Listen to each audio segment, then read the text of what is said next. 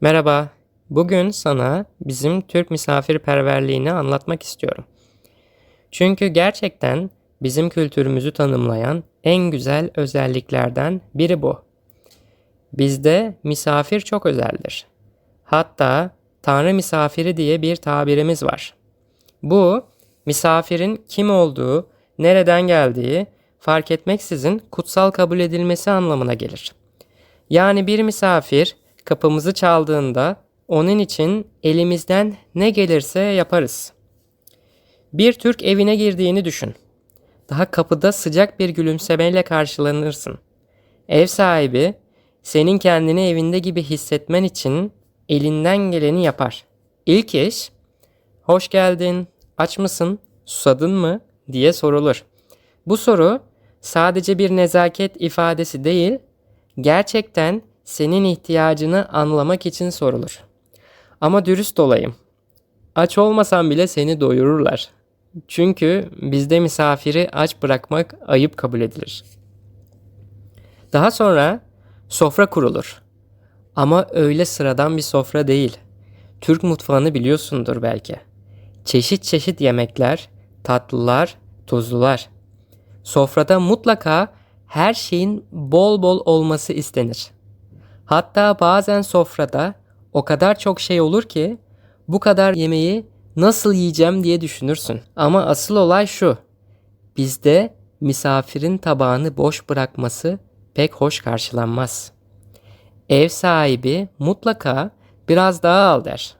Ve bu ısrar öyle kibarca değil, içten bir şekilde yapılır.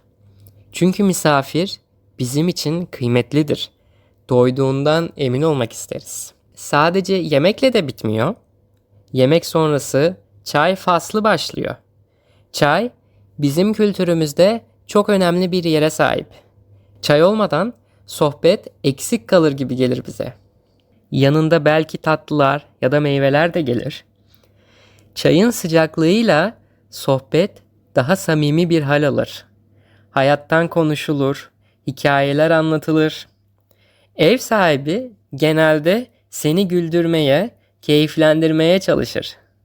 Çünkü bizim için misafir sadece karnını doyurmak değil, ruhunu da rahatlatmaktır. Bir de bizim ısrarlarımız var. Sana önceden söyleyeyim. Hadi biraz daha ye, son bir çay iç gibi şeylere hazır ol. Bu misafire duyduğumuz sevgiyi göstermenin bir yoludur. Ayrılırken de tekrar gel, kapımız her zaman açık deriz. Bu sadece bir laf değil, gerçekten tekrar gelmeni isteriz. Çünkü bizde misafirlik, dostluğu ve bağı güçlendiren bir şeydir. Yani Türk misafirperverliği bir nevi sevgi ve saygı demektir.